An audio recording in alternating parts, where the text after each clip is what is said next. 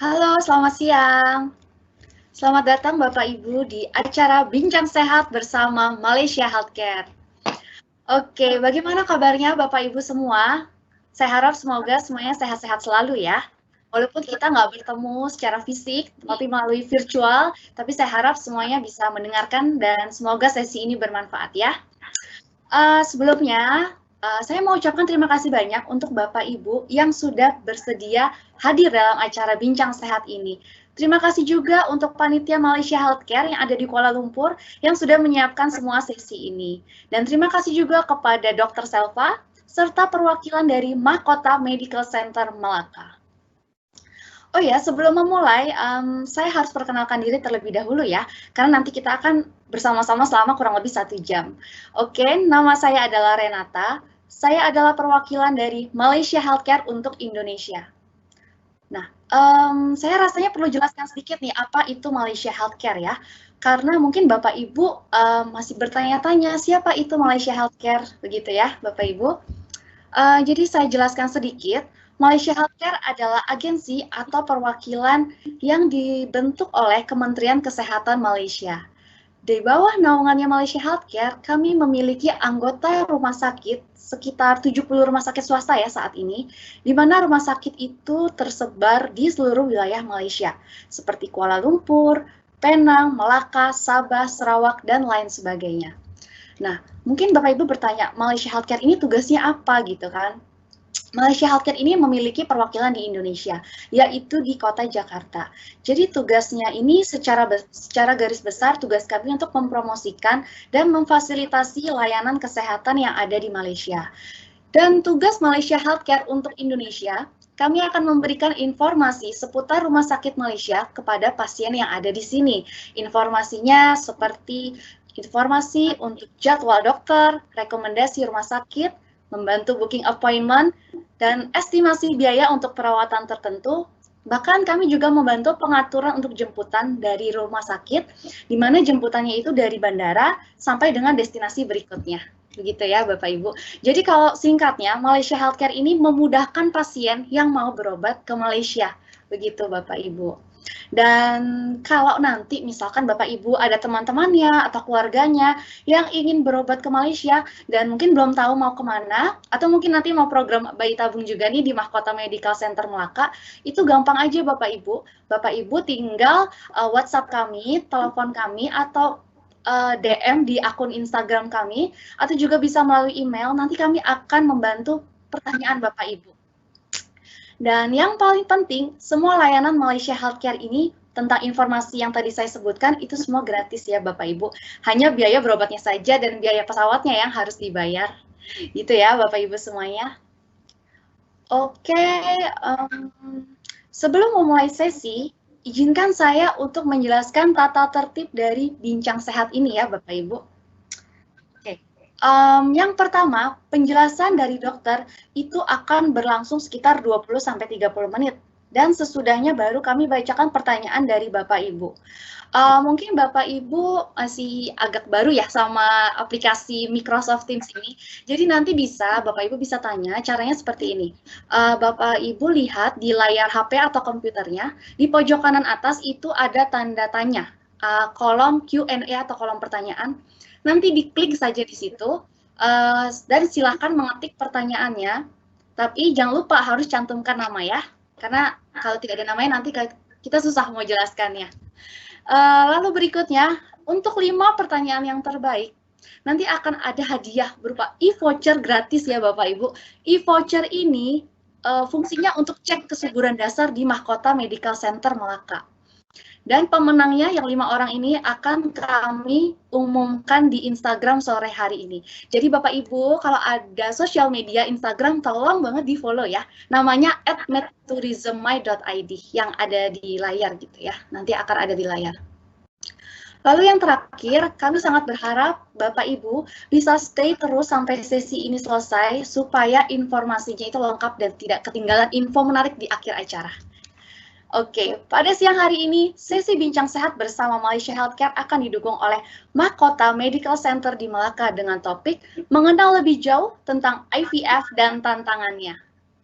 IVF atau in vitro fertilization Atau kalau di Indonesia, Bapak Ibu sering dengarnya bayi tabung ya istilahnya, itu memang salah satu opsi yang dipilih oleh para pejuang buah hati. Dan pada siang hari ini kita beruntung sekali bisa mendengarkan secara langsung dari ahlinya, yaitu Dr. S. Selva, obstetri dan ginekologi, reproduktif medicine IVF dari Mahkota Medical Center Melaka. Dr. Selva ini merupakan dokter obgyn atau dokter kandungan yang memiliki spesialisasi dalam bidang reproduksi melalui teknologi IVF dan memiliki background pendidikan dari berbagai institusi yaitu Bachelor of Medicine and Surgery di University of Malaya, lalu dari member of the Royal College of Obstetrics dan Gynecologists di Inggris, Master in Reproductive Medicine di Sydney, Australia, dan Bachelor of Laparoscopic Surgery di Belgia. Beliau juga memiliki sertifikat sebagai General Medical Counsel untuk Overseas List, serta Nationalist Specialist Register untuk obstetrik dan ginekologi, dan tentunya beliau memiliki professional membership di berbagai organisasi. Baik, saya tidak berlama-lama lagi, dengan ini saya serahkan waktu dan tempat kepada Dr. Selva. Untuk Dr. Selva, kami persilahkan. Terima kasih Renata.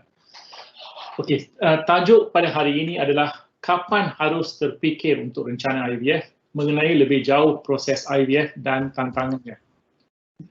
Saya boleh cakap sedikit dalam bahasa Indonesia, tapi lebih saya akan bercakap dalam bahasa Malaysia. Okay? Now, soalan yang pertama yang saya nak tanya adalah kapan perlu dijalankan proses bayi tabung ataupun proses IVF. Ada lima faktor di sini dan saya akan terangkan satu faktor dan satu faktor yang lain. Faktor yang pertama, mengapa kita mesti menjalankan program IVF adalah kalau kedua-dua tuba fallopian tersumbat ataupun rosak ataupun telah dibuang. Ini adalah rahim dan ini adalah mulut rahim. Ini adalah selaput rahim yang kita panggil endometrium. Ini adalah indung telur dan ini yang kita katakan tuba fallopian. Kalau tuba fallopian ini fungsinya adalah inilah tempat di mana telur yang keluar daripada indung telur bertemu dengan sperma dan menjadi janin ataupun embrio. Dan embrio itu akan turun dan melekat kepada rahim, di dalam rahim. Kalau tuba kedua-dua ini tersumbat, tak ada tempat untuk telur bertemu dengan sperma. Dan kalau kedua-dua tuba itu sudah tersumbat atau rosak, tidak ada cara seseorang wanita itu boleh hamil secara alami. Kita terpaksa menjalankan program bayi tabung ataupun program IVF.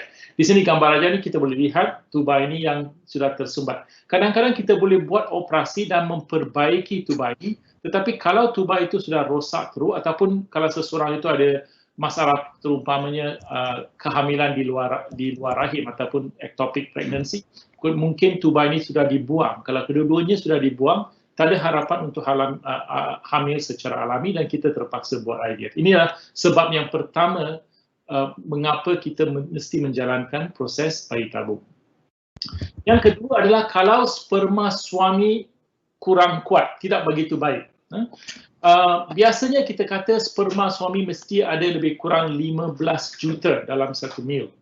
Dan kalau sperma itu kurang, setengah, mungkin masih boleh ada harapan untuk hamil. Tapi kalau terlalu kurang, kadang-kadang spermanya hanya 1 juta. Harapan untuk hamil secara alami amat tipis dan kita biasanya sarankan untuk menjalankan bayi tabung. Ini sebab yang kedua. Sebab yang ketiga adalah umur. Kita tahu bahawa seseorang wanita bila mereka muda, harapan hamil mereka adalah amat tinggi. Ini adalah wanita, yang merah ini adalah wanita, yang ini adalah lelaki. Ya. Kalau selepas lebih kurang umur 35, 36, 37, harapan hamil itu akan menurun dengan lebih cepat. Saya tidak kata wanita yang umur 37 tahun tidak ada harapan untuk hamil, tetapi harapan mereka akan berkurangan.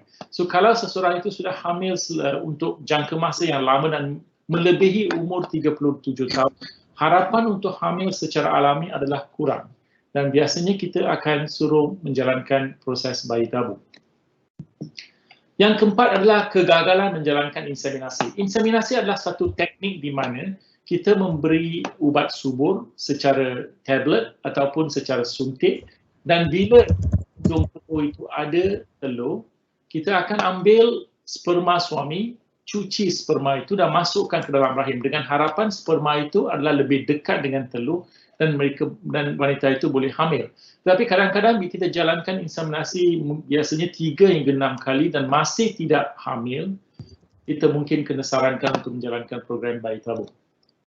Yang keempat adalah banyak faktor. Kadang-kadang seseorang wanita itu ada banyak masalah. Seumpamanya ada miom yang kecil, ada kista coklat, spermanya kurang sedikit, dan tubanya pun tidak begitu baik. Bila ada banyak faktor, harapan hamil menurun. Dan kita juga sarankan untuk menjalankan program bayi tabung. Okey, soalan yang kedua adalah apakah proses IVF? Saya tidak mahu memberi keterangan yang terlalu teliti mengenai program IVF, secara ringkas sahaja. Yang pertama adalah untuk menjalankan proses program IVF, kita perlu telur yang banyak. Seseorang wanita ada 1 anak sahaja sebab tiap-tiap bulan hanya 1 telur yang keluar. Dan sebab ada 1 telur, hanya dapat 1 anak. Tetapi bila kita menjalankan program bayi tabung, kita perlu banyak telur. Kalau ada banyak telur, kita boleh jadikan banyak embrio, harapan hamil akan menjadi lebih tinggi. So untuk mendapat banyak telur, kita biasanya bagi suntik subur. Suntikan untuk mendapatkan telur. Dan inilah caranya. Biasanya kita memberi suntikan selama 8 hingga 10 hari dan kita akan menjalankan USG ataupun ultrasound untuk melihat telur. Ini adalah bukan telur, ini adalah kita panggil follicle. Bila follicle itu banyak, kita tahu wanita itu ada banyak telur dan selepas itu apa yang berlaku adalah kita perlu mengeluarkan telur itu. Cara untuk mengeluarkan telur itu adalah kita menjalankan melalui USG transvaginal. Biasanya kita tidak memberi bios total, kita hanya memberi bios untuk tidur sahaja dan dengan melalui USG ini kita masukkan ke dalam faraj dan dengan 1 jarum kita akan sedupkan semua telur itu dan telur itu akan diberi kepada pakar embriologi untuk menjalankan proses bayi tabung. So inilah cara kita mengeluarkan telur. Dan selepas telur itu dikeluarkan, sperma dan telur, pada hari yang kita keluarkan telur itu, sperma suami mesti memberi spermanya dan spermanya dan telur itu akan dicantumkan untuk menjadikan embrio. Kalau kita mencantumkan sperma dengan telur, itulah proses yang kita panggil IVF.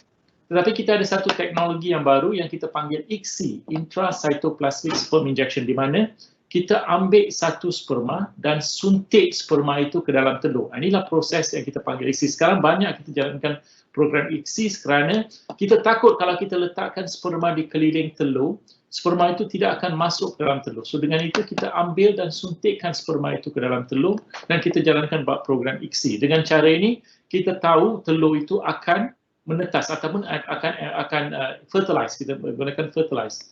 Dan inilah telur yang kita lihat. Ini adalah telur pada hari yang pertama, hari yang kedua, hari yang ketiga, hari yang keempat dan ini hari yang kelima yang kita panggil blastocyst. Bila kita sudah ada embrio, apa yang kita perlu buat adalah kita mesti transfer embrio itu ke dalam rahim. Dan cara kita masukkan embrio itu ke dalam rahim adalah secara macam kita buat ujian pap smear saja. Tidak perlu bios, kita menggunakan 1 tuba yang halus. Kita ambilkan embrio itu, biasanya kita ambil 2 embrio dan embrio itu akan dimasukkan ke dalam rahim. Dan selepas dimasukkan ke dalam rahim, kita tunggu selama 2 minggu. Lepas itu baru kita akan tahu wanita itu hamil atau tidak. Okey, itulah proses IVF. So saya akan sekarang menumpukan perhatian saya kepada apakah tantangan IVF ataupun di dalam bahasa Malaysia kita kata cabaran, dalam bahasa Inggeris kita panggil challenges. Sebagai pakar IVF, saya mula program IVF di Makota Medical Center pada tahun 1997. Tahun ini dah 23 tahun. Ini adalah tahun yang ke-24 kita membuat program bayi tabung. Dan banyak masalah yang kita alami. Masalahnya yang pertama, yang cabaran ataupun tantangan yang pertama yang kita alami adalah apa yang kita katakan poor ovarian reserve. Telur di hindung telur itu kurang. Ini menjadi masalah yang amat besar. Saya akan terangkan ini. Yang kedua adalah penyakit yang kita panggil adenomyosis. Yang ketiga kita panggil implantation failure ataupun kegagalan implantasi. Dan yang keempat adalah program yang kita kata PGS ataupun pre-implantation genetic screening. Saya akan menerangkan ini satu lepas satu, ya. Yang pertama, kekurangan telur ataupun telur di hindung telur kurang. Tadi saya dah kata, kalau seseorang wanita itu muda, harapan untuk mendapat telur adalah lebih tinggi kalau dibandingkan dengan orang yang lebih tua, katakan umur 40 tahun. Inilah sebab yang paling penting mengapa kita ada kekurangan telur dalam hindung telur, daripada hindung telur. Bila umur menjadi lebih, harapan hamil mengurang, dan bila kita buat bayi tabung ataupun IVF, harapan kita untuk dapat telur pun akan mengurang. So ini adalah penting. So, yang paling penting adalah ramai wanita tunggu sampai umur 40 tahun baru mereka akan datang untuk menjalankan bayi tabung. So adalah lebih baik kalau mereka jalankan program bayi tabung ataupun IVF bila umur mereka lebih muda daripada umur yang lebih tinggi. Tapi sekarang ramai wanita juga kahwin pada masa yang lebih lewat. So kalau mereka kahwin lewat, katakan umur 35 atau 36 tahun, kalau 6 bulan hingga 1 tahun belum hamil, kita mesti fikir pasal sesuatu, terutama mungkin pasal program bayi tabung. So, masalah yang kedua adalah penyakit yang kita panggil endometriosis. Now, endometriosis adalah satu penyakit di mana selaput di dalam rahim yang kita panggil endometrium berada di luar. Dan biasanya dia menyebabkan apa yang kita kata kista coklat ataupun kista endometriosis di dalam hindung telur. Dan bila ada penyakit endometriosis, harapan kita untuk mendapatkan telur akan mengurang. Ini juga adalah satu masalah yang besar yang kita alami. Yang ketiga adalah pembedahan hindung telur.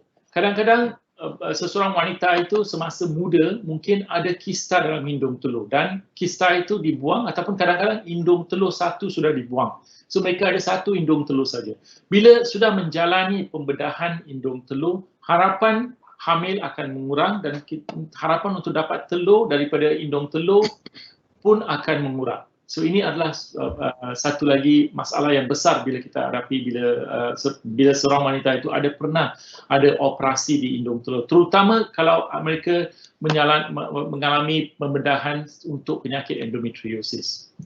Yang keempat adalah kemoterapi dan radiasi. Kadang-kadang seseorang wanita itu semasa muda ada penyakit kanker, berjenis-jenis kanker, umpamanya kanker leukemia, kadang-kadang kanker ovari, dan mereka mungkin ada kemoterapi dan radiasi. Bila mereka menjalankan kemoterapi dan radiasi, radiation dan kemoterapi itu boleh mengancam hindung telur mereka dan harapan untuk mendapat telur akan mengurang. Mereka akan mengalami apa yang kita katakan poor ovarian reserve. Satu lagi adalah penyakit yang kita panggil mumps. Sekarang kita ada imunisasi untuk mumps. Kadang-kadang wanita tidak menerima imunisasi mumps ini, dan mumps adalah satu penyakit yang menyebabkan pembengkakan kelenjar air liur. Dan ini boleh mengancam hindung telur dan boleh menyebabkan kekurangan telur. Kalau kaum lelaki kena penyakit mumps, mereka boleh mengalami penyakit kekurangan sperma ataupun juga azoospermia ataupun tak ada sperma langsung. Yang kelima adalah, yang keenam adalah infeksi panggul. Kadang ada infeksi di rahim, hindung telur dan juga di tuba. Ini boleh menyebabkan hindung telur rosak dan menyebabkan kekurangan telur di dalam hindung telur.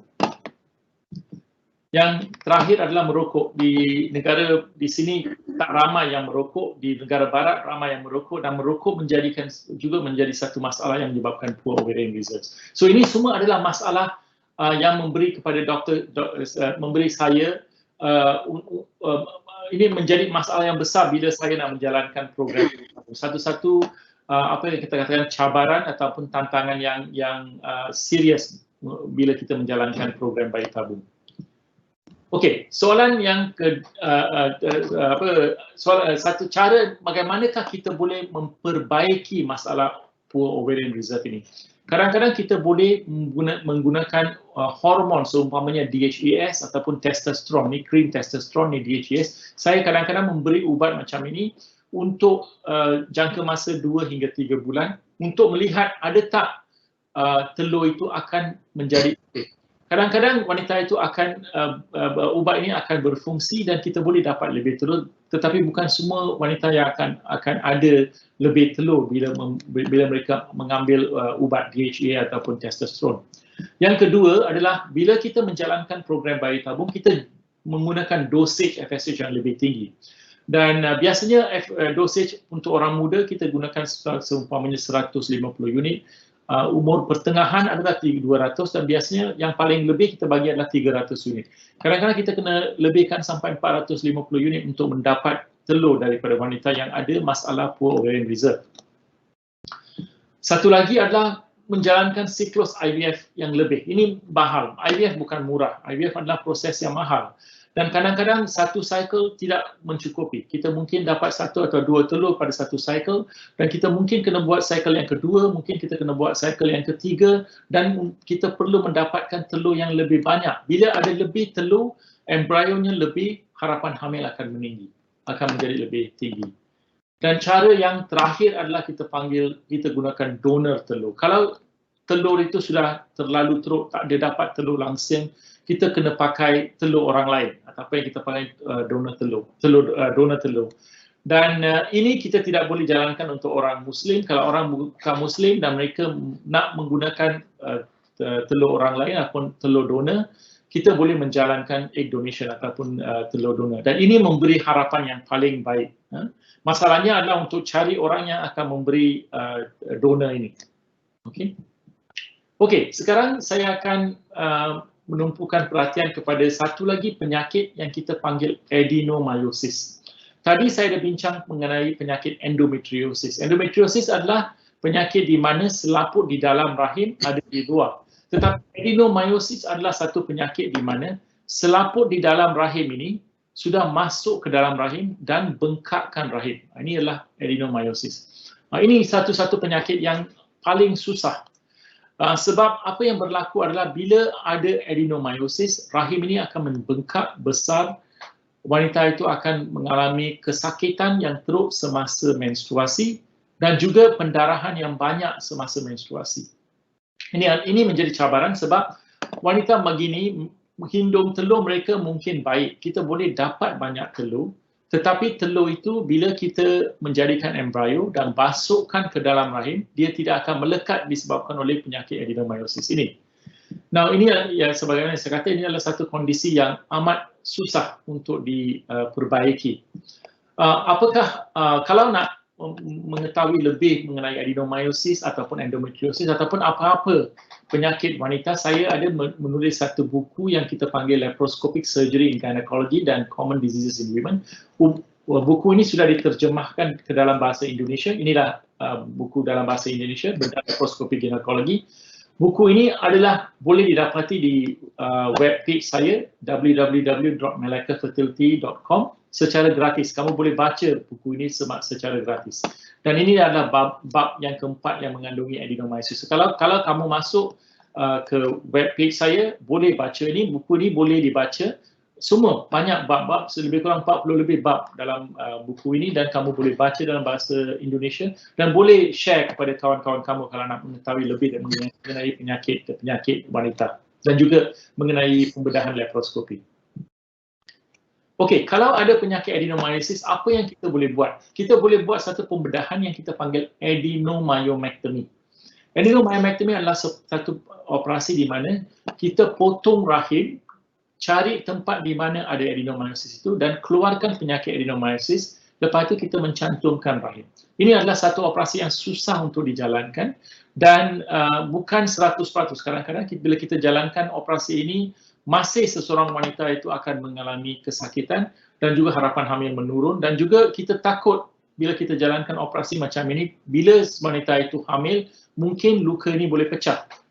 So, saya akan memulakan satu lagi program di Makota Medical Center. Ini yang pertama di Malaysia yang kita panggil HIFU. HIFU adalah High Intensity Focus Ultrasound, di mana kita menggunakan USG ultrasound untuk membunuhkan sel-sel di dalam adenomyosis itu. Kalau nak mengetahui lebih mengenai HIFU, boleh pergi ke Facebook HIFU Melaka dan kamu boleh tengok banyak video mengenai HIFU ini. Teknologi ini adalah daripada China dan saya akan mulakan program HIFU ini mungkin dalam 3 atau 4 bulan. Dan untuk penyakit adenomyosis, ini adalah satu cara yang terbaik sebab kalau kita boleh dapat mematikan sel-sel adenomyosis itu dengan secara HIFU, rahim itu akan mengecil dan nyeri akan kurang dan juga harapan hamil akan melebih tanpa operasi. Ini adalah satu teknik yang kita tidak perlu membuat pembedahan. Tidak ada luka di perut, mana-mana di perut. Dan ini boleh, HIFU ini boleh digunakan untuk penyakit adenomyosis dan juga untuk miom. Kalau seseorang wanita ada miom, masih kita boleh menggunakan proses HIFU untuk mengecilkan miom itu. Okey, selain dari itu, cabaran yang ataupun tantangan yang seterusnya adalah apa yang kita katakan implantation failure, kegagalan implantasi. So, kadang-kadang bila kita boleh mengeluarkan telur yang baik, kita boleh jadikan embrio yang cantik, tetapi bila kita masukkan embrio itu ke dalam rahim, wanita itu tidak hamil. Dan ini berlaku 2 atau 3 kali. Bila perkara ini berlaku, kita katakan ini adalah masalah kegagalan implantasi. Kadang-kadang tak ada masalah dengan rahim. Kita tidak boleh lihat apakah masalah yang menyebabkan embrio ini tidak boleh melekat.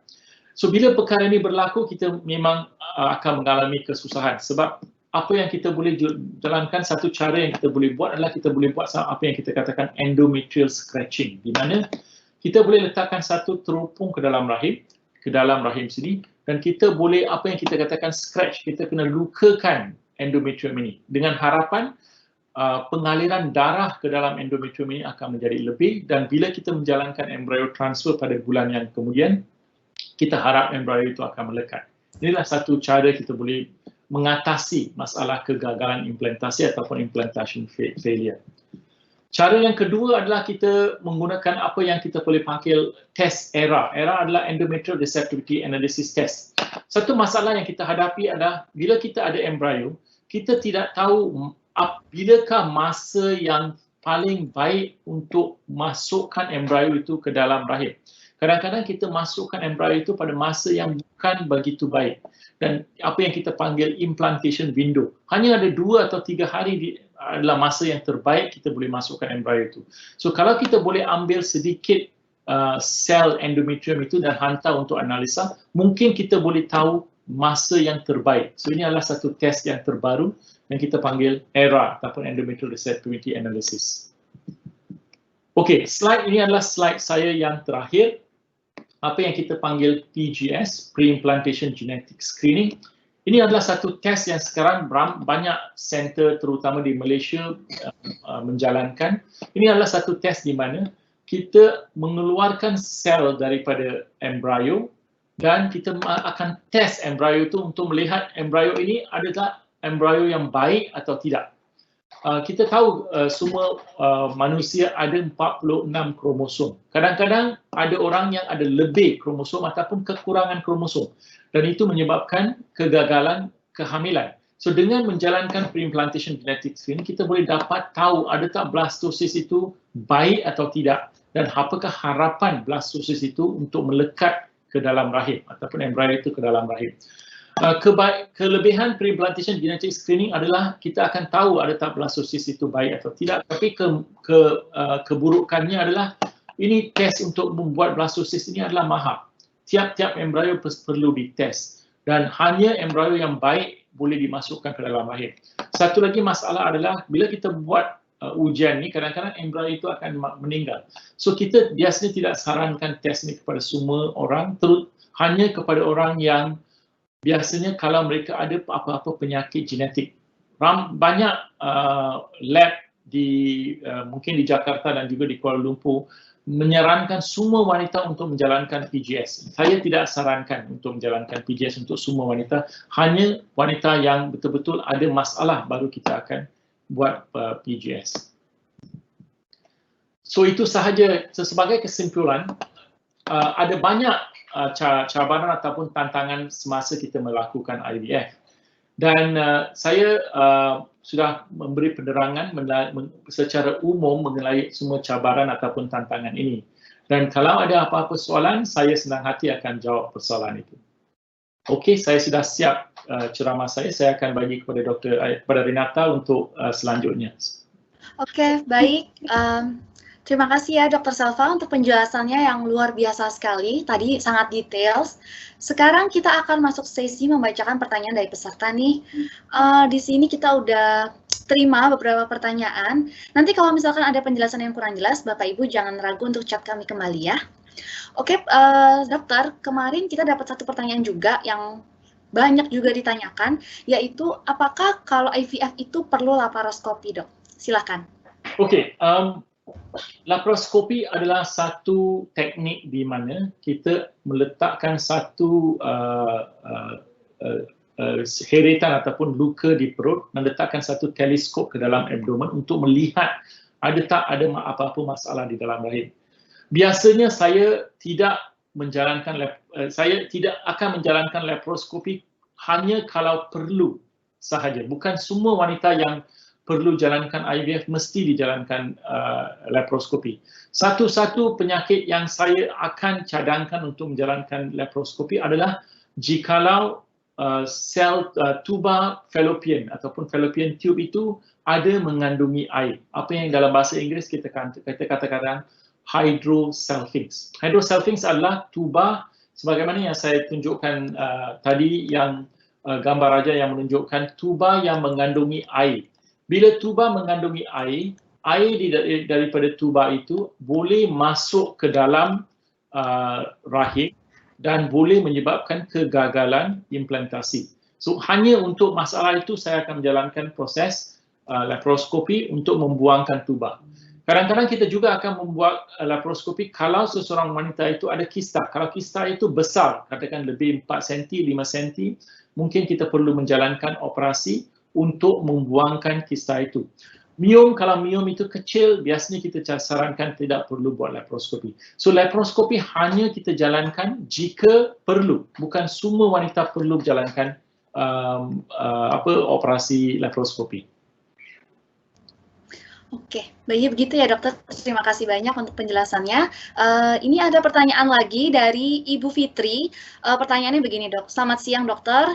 Saya berusia 28 tahun dan dinyatakan AMH. AMH-nya rendah dok, hanya 0,57 mg per ml.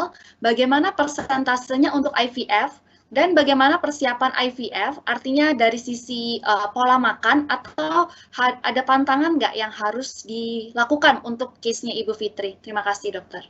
Oke, kalau Fitri tidak pernah menjalankan apa-apa operasi, terutama kalau tidak pernah menjalankan operasi di atas hindung telur, kadang-kadang Fitri adalah orang yang kita katakan bad luck lah, terlalu muda, ada dalam bahasa Inggeris kita kata AMH yang kurang. Saya pernah lihat orang yang ada AMH yang kurang tetapi mereka ada telur yang banyak. So apa yang Fitri perlu jalankan adalah Fitri perlu menjalankan USG pada masa haid, pada masa hari yang kedua haid, dan lihat di dalam hindung telur itu ada telur yang banyak atau tidak. Kalau bila kita jalankan ini kita katakan antral follicle count. Kita tengok hindung telur itu ada banyak telur atau tidak. Kalau hindung telur itu ada telur, mungkin AMH itu tak tepat. Masih boleh jalankan program bayi tabung dan dapat telur yang banyak. Tetapi kalau bila kita jalankan USG itu semasa haid dan dapati memang hindung telur itu kecil dan telurnya tidak banyak, bermakna memang ibu adalah satu orang yang ada poor ovarian reserve yang saya sudah terangkan tadi. So kalau betul-betul ibu ada poor ovarian reserve, satu cara adalah kita boleh memberi ubat yang kita panggil DHEAS ataupun testosteron selama 2 atau 3 bulan, 2 atau 3 bulan. Lepas tu kita test balik, tengok AMH itu ada meningkat atau tidak. Kalau dia masih kurang, ada solusi lain, kita mesti cuba program bayi tabung. Orang yang kurang AMH masih ada harapan untuk hamil secara alami, tetapi harapannya tak begitu tinggi. Saya pernah ada pasien yang AMH kurang dan saya kata harapan tak baik dan mereka hamil secara alami. So saya tidak boleh kata kamu tidak ada harapan untuk hamil secara alami, tetapi masih kita boleh jalankan program bayi tabung. Hanya bila kita jalankan program bayi tabung, mungkin kita tidak akan dapat telur yang banyak. Okey? Oke, baik, terima kasih dokter. Pertanyaan yang kedua, ini dari Ibu Tri dari Jawa Tengah. Besok tanggal 25, Ibu Tri akan melakukan laparoskopi. Ibu Tri ini sudah menikah 7 tahun, tapi kemarin hasil HSG-nya dok, itu hasilnya hidrosalping, jadi harus laparoskopi. Mudah-mudahan tubanya masih baik, jadi tidak perlu IVF. Tapi kalau misalkan dipotong, maka dia harus IVF. Ini IVF-nya berapa ya? Kalau soal harga IVF, mungkin nanti terakhir saja ya dok ya, kita masuk yang lebih detail sih ya dok. Ya, memang satu-satu perkara yang saya banyak bincang dengan pesakit bapa ibu adalah bila ada hydrosalpinx, apa yang kita perlu buat semasa pembedahan laparoskopi. Ada tak kita nak memperbaiki ataupun kita nak buang hydrosalpinx itu? Ini memang satu soalan yang susah untuk dijawab dan kadang-kadang sebagai doktor kita pun tidak tahu yang mana yang terbaik. Kalau hydrosalpinx itu tidak begitu parah, kita boleh simpan hindung telur itu, kita cuba baiki. Hanya masalahnya adalah kalau kita baiki dan ibu masih tidak hamil dan hydrosalpinx itu berulang, kemungkinan kena buat operasi yang kedua untuk buangkan hydrosalpinx itu sebelum kita menjalankan program bayi tabung. Itu saja yang ibu mesti faham. Untuk buang kedua-dua tuba untuk wanita yang muda memang susah. Memang kita satu-satu situasi yang susah. So kamu pasti bincang kamu bila menjalankan laparoskopi untuk mengetahui apakah akan dijalankan semasa operasi itu. Adakah diperbaiki ataupun dibuang. Program bayi tabung, kosnya saya tak tahu adalah baik untuk bincang di sini, tetapi mungkin nanti di hujung saya akan terangkan. Ya. Oke, baik. Terima kasih, dokter. Berikutnya dari Ibu Velvety, apakah suami boleh melakukan tindakan TESA-PESA 2 kali karena kita sudah pernah IVF di Indonesia tapi gagal? Oke, masalah adalah ada tak dapat sperma daripada azoospermia itu, daripada TESA-PESA itu. Memang boleh buat banyak kali, tak ada masalah. Asalkan apa yang kita biasanya buat adalah kita bawa bapa ke bilik pembedahan dan kita akan cari seberapa banyak sperma yang kita boleh dapat. Dan lebih banyak sperma kita dapat, lebih baik. Dan kita akan bekukan sperma itu supaya kita boleh jalankan program bayi tabung 2 atau 3 kali kalau ada banyak sperma. Tapi bukan semua lelaki yang kita boleh dapat banyak sperma. Kadang-kadang yang dapat sudah digunakan untuk IVF dan kita perlu jalankan PESA atau TESA yang kedua. Ya. Oke, terima kasih dokter. Pertanyaan berikutnya dari Ibu Ayu Rani. Dok, saya ada kelainan bawaan dengan klip jantung, sempat minum obat juga pengencer darah selama 2 tahun setiap hari. Berhenti minum obat pengencer darah setelah dokter jantung bilang tidak ada perubahan dengan klip jantung saya. Dokter mengatakan jika hamil harus dirawat bersama dengan dokter kandungan. Apakah kondisi bawaan klip jantung aman untuk bayi tabung, dok? Perkara pertama adalah kalau kamu ada masalah jantung, itu bukan bermakna anak kamu akan ada penyakit jantung juga. Itu satu perkara yang pertama. Perkara yang kedua, kalau masalah jantung injap itu ada masalah, memang kalau boleh menjalankan program bayi tabung, bukan menjadi masalah. Tetapi bila hamil, kita mesti jaga. Apa yang kita takut adalah kehamilan boleh menyebabkan penyakit jantung itu menjadi lebih parah. Itu saja yang saya risau. Memang doktor pakar OBGYN perlu menjaga kamu, ibu semasa hamil untuk memastikan jantung ibu cukup kuat semasa kehamilan. Ya. Oke, terima kasih. Berikutnya dari Ibu Oktianti. Ibu Okti usia 29 tahun, sudah menikah 4 tahun. Dia ada kista coklat ukuran 2 cm, pernah dikuretase dengan polip cervix, tapi belum pernah hamil. Nah, tindakan selanjutnya itu bagaimana ya dok kalau kasusnya begini? Kista coklat adalah satu perkara yang biasa. Ramai wanita ada kista coklat. Yang pertama adalah ada tak tuba ibu tersumbat atau tidak. Itu boleh jalankan program HSG ataupun hysterosalpingogram. Kalau tubanya tidak tersumbat, kista coklat yang 2 cm mungkin tidak perlu dijalankan pembedahan. Masih boleh hamil secara alami dengan ubat subur ataupun inseminasi ataupun boleh menjalankan program bayi tabung. Tetapi kalau masih tidak boleh hamil, Dan kalau ada masalah tuba yang tersumbat, dan kita perlu buat laparoskopi. Laparoskopi ada kedua kebaikannya. Satu, kita boleh memperbaiki kalau tuba yang tersumbat dan juga mengeluarkan kista coklat itu. Dan lepas itu ada harapan untuk ibu hamil secara alami. Biasanya kita sarankan untuk membuat operasi laparoskopi kalau kista coklat itu melebihi 4 cm dan kalau ada masalah tuba yang tersumbat. So untuk ibu masih ada harapan untuk hamil tanpa laparoskopi, tapi ibu kena bincang dengan doktor tengok tubanya tersumbat atau tidak. Yeah. Oke, terima kasih dokter. Pertanyaan berikutnya dari Ibu Luciani, usia 31 tahun. Ibu Luciani sudah 2 kali operasi untuk kehamilan ektopik, dok. Dan kedua tuba sudah diangkat. Yang pertama pecah sampai pendarahan di perut, dan yang kedua tidak ada pendarahan. Oke, ini tak ada ya, maaf dok, induk telurnya masih ada, cuma seringkali dokter bilang telurnya banyak tapi kecil-kecil. Kalau telur kecil-kecil, apakah termasuk pengaruh poor ovarian reserve? Kemudian sebelum menjalani IVF, apakah harus cek semua kondisi yang mempengaruhi kegagalan IVF? Oke, pertama adalah ibu sudah ada 2 kali ektopik, bermakna dua-dua tuba sudah dibuang. Bermakna ibu tidak ada harapan untuk hamil secara alami, mesti jalankan program bayi tabung. Yang kedua adalah hindung telur, kalau ada telur yang kecil-kecil, itu menunjukkan satu, ibu bukan ada poor ovarian reserve, tetapi ibu mungkin ada penyakit yang kita panggil PCOS, Polycystic Ovarian Syndrome.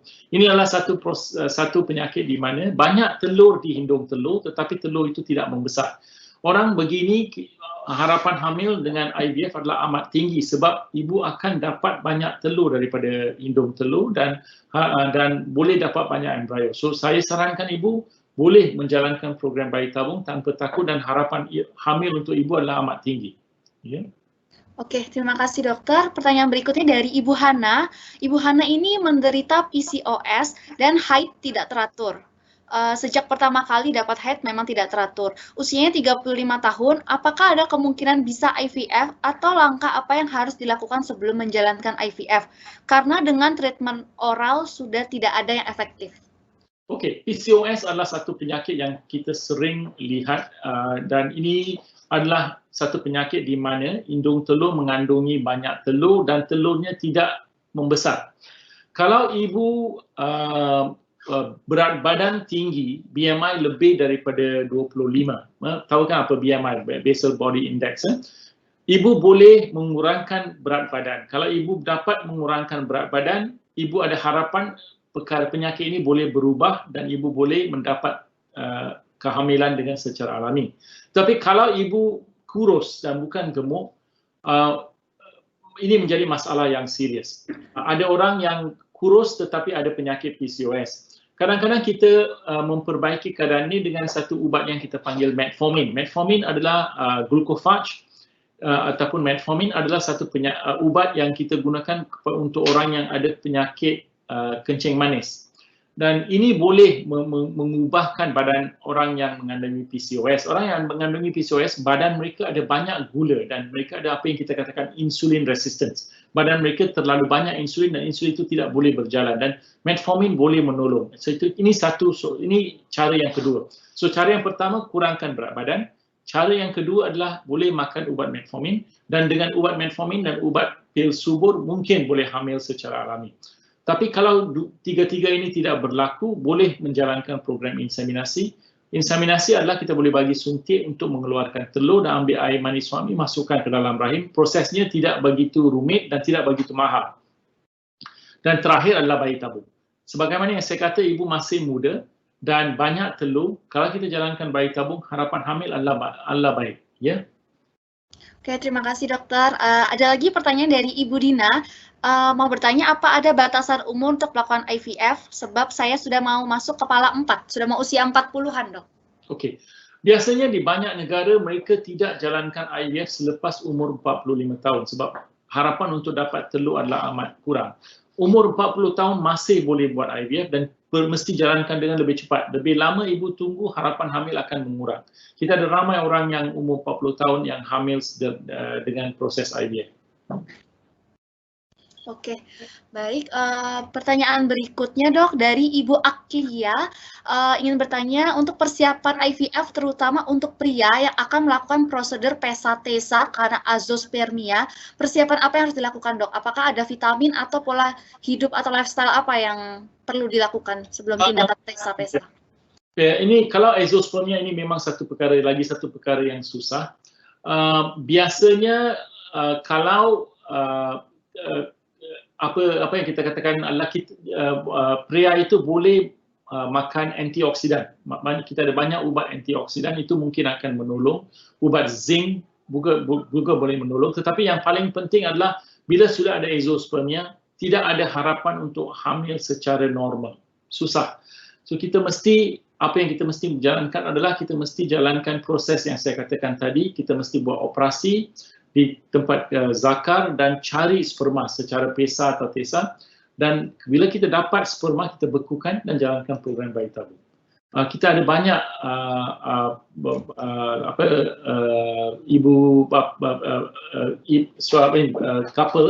suami isteri yang hamil dengan proses PESA dengan TESA. Ya. Ya, terima kasih dokter. Pertanyaan berikutnya dari Ibu Nahdia Rizky. Apakah ada obat-obatan yang digunakan untuk meningkatkan kesuburan? Itu apa bisa memicu kista dan tumor, dok? Jika itu terjadi, apa yang harus dilakukan? Dan apakah tetap bisa lanjut program IVF atau kesuburan lainnya? Oke, bila kita beri ubat subur ataupun biasanya ubat subur yang kita bagi adalah clomiphene citrate ataupun tamoxifen ataupun Femara. Okey, ubat ini boleh mengeluarkan banyak telur di dalam hidung telur. Kadang-kadang telur ini tidak pecah dan nampak macam kista. Ini bukan kista bahaya, ini kista kita panggil follicular cyst ataupun kista air. Dan kista ini boleh disedut keluar tanpa operasi. Kita boleh letakkan satu jarum melalui faraj dan sedut keluar. Dan lepas itu boleh jalankan program inseminasi ataupun bayi tabung. So tidak perlu risau mengenai kista yang berlaku semasa memberi pil subur ataupun suntik subur. Oke, baik. Terima kasih dokter. Pertanyaan berikutnya, Ibu Ii Siti. Oke, ini pertanyaannya, sebentar ya dokter. Ibu Ii Siti dari Yogyakarta, pertanyaannya lagi diketik nih kayaknya. Sebentar ya dokter.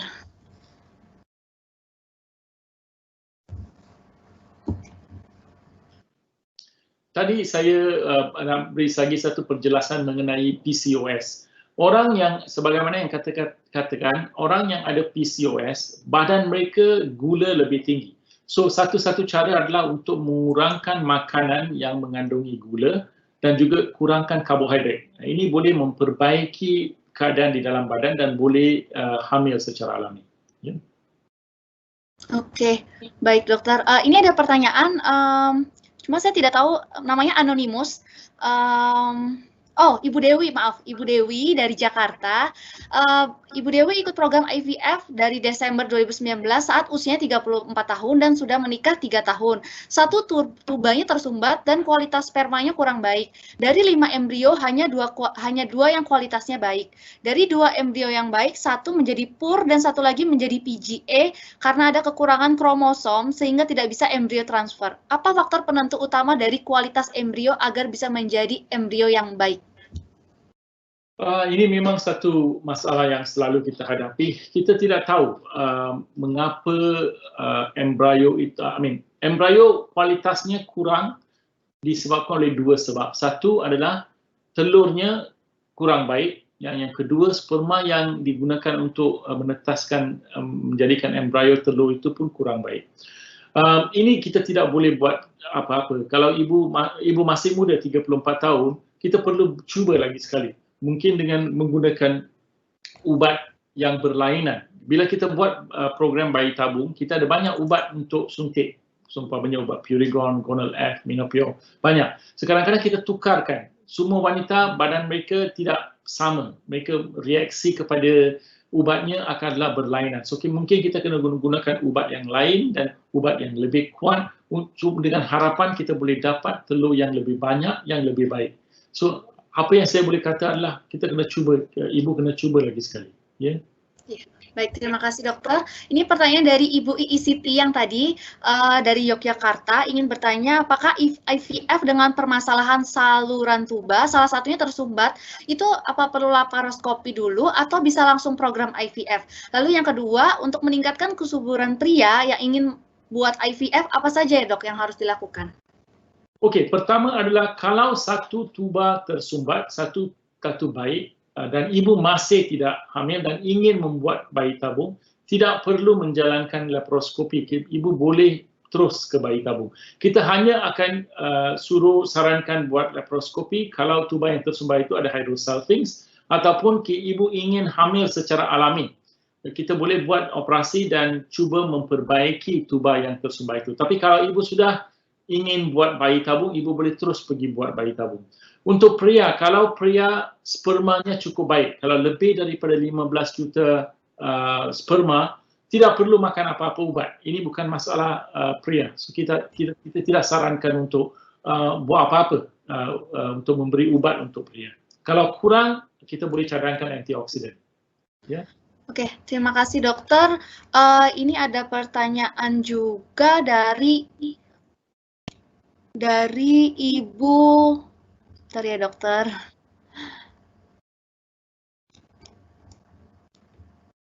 Dari Ibu Teresia, Ibu Teresia ini ada kista ovarium dan hidrosalping. Bagaimana persiapan untuk stimulasi IVF-nya dok? Okey, kalau ada kista ovarium, kalau kista itu tidak besar, saya tidak begitu risau. Sebagaimana yang saya katakan, kalau ada hydrosalpinx memang saya rasa risau. Biasanya saya akan menjalankan AMH untuk wanita itu. Kalau katakan untuk lihat AMH itu baik atau tidak. Kalau AMH itu amat kurang, saya akan sarankan untuk buat bayi tabung dulu, keluarkan telur, jadikan embrio dan bekukan semua embrio itu. Lepas itu baru kita jalankan program laparoskopi untuk buang tuba itu dan masukkan embrio itu kemudian. Ini satu teknik yang kita jalankan. Sebab kita takut kalau kita jalankan operasi laparoskopi sebelum IVF, bila kita jalankan operasi untuk membuang tuba dan juga ubat buang kista, selepas operasi itu bila kita jalankan bayi tabung, kita dapat kurang telur. Itu yang kita takut. So satu cadangan untuk ibu ini adalah pergi jumpa doktor dan suruh test untuk tengok apakah harapan untuk keluarkan telur. Kalau AMH-nya baik, kita boleh sarankan operasi dulu sebelum bayi tabung. Kalau dia tidak baik, saya sarankan buat bayi tabung dulu, selepas baru buat laparoskopi untuk membuangkan telur, baru kita masukkan balik telur itu ke dalam rahim. Saya harap ibu faham ya. Oke, baik, terima kasih. Ini ada satu pertanyaan yang terakhir ya. Saya sudah menikah 8 tahun, sudah pernah laparoskopi tahun lalu, ketahuan tuba sebelah kirinya tidak berkembang sempurna karena bawaan dari lahir. Berapa persen kemungkinan saya untuk hamil alami, dan kalau IVF berapa persen? Terima kasih.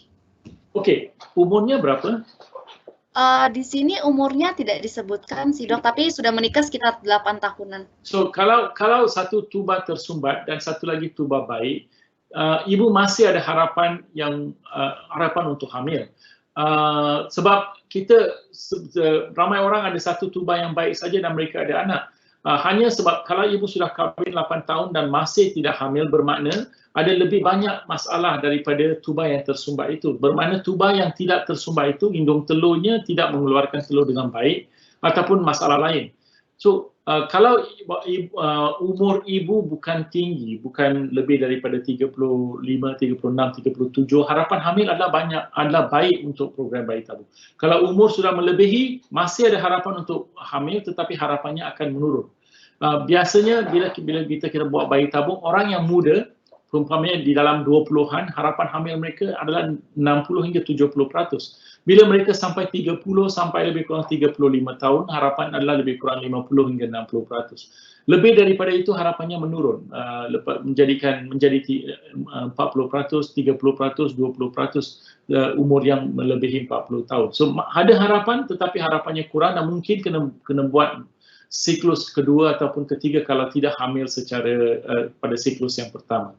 Dan juga kalau kita dapat telur yang banyak, kita boleh menjadikan banyak embrio, kita masukkan 2 embrio pada siklus pertama dan kita bekukan embrio itu untuk frozen embryo transfer pada masa yang akan datang. So ini akan melebihkan harapan. So yang paling penting adalah boleh tak kita dapat telur yang banyak dan embrio yang banyak. Kalau dapat embrio yang banyak, ada banyak harapan yang baik untuk kehamilan, bukan kalau program bayi tabung pertama, tetapi bila kita buat embryo transfer, ya, bila kita buat frozen embryo transfer, apa yang kita katakan embryo yang dibekukan, ya.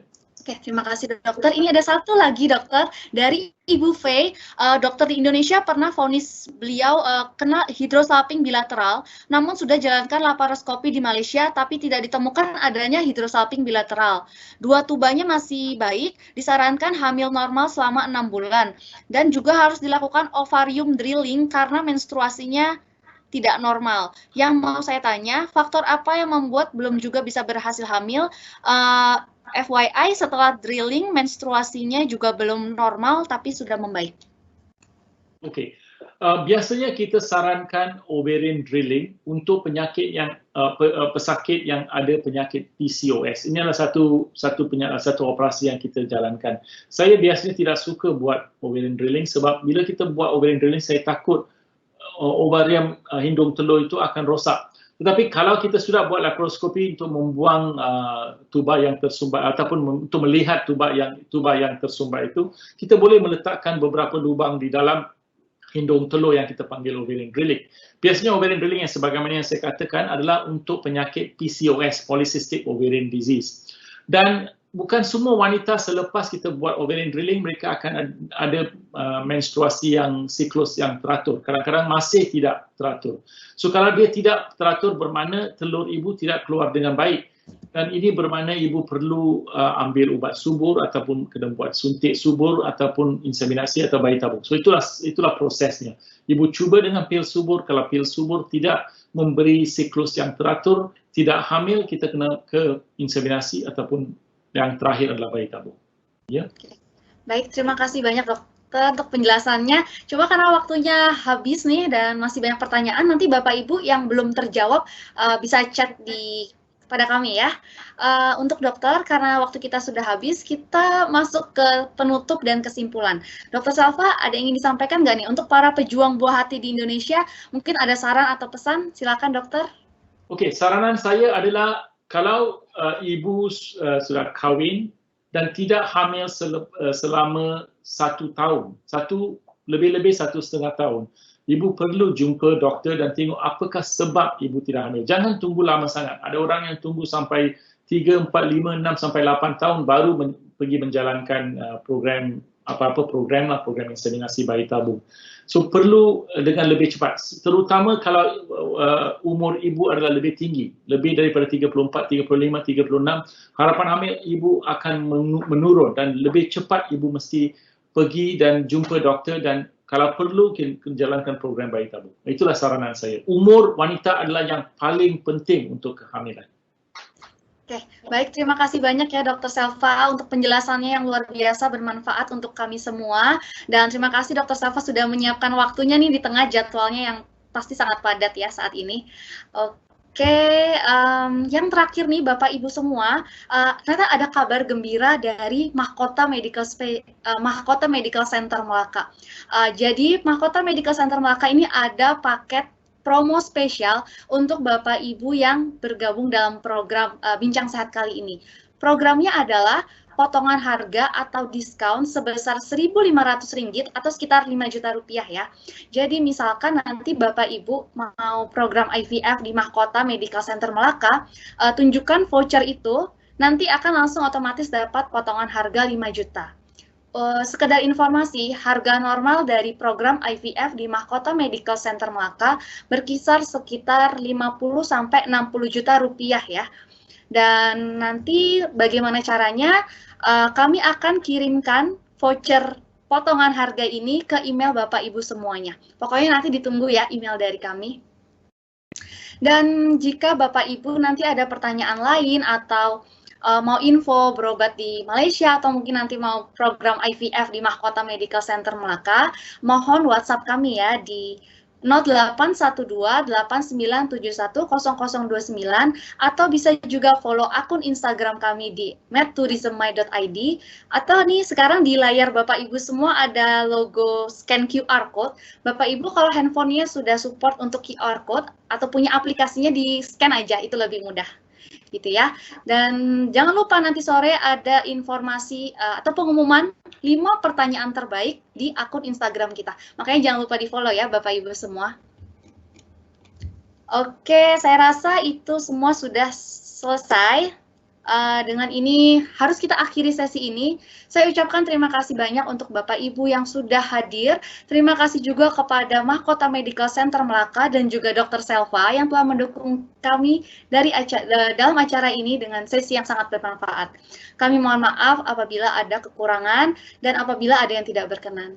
Saya berharap bisa berjumpa lagi dengan Bapak Ibu di sesi bincang sehat selanjutnya dan pastikan selalu update info-info kita di akun Instagram kami.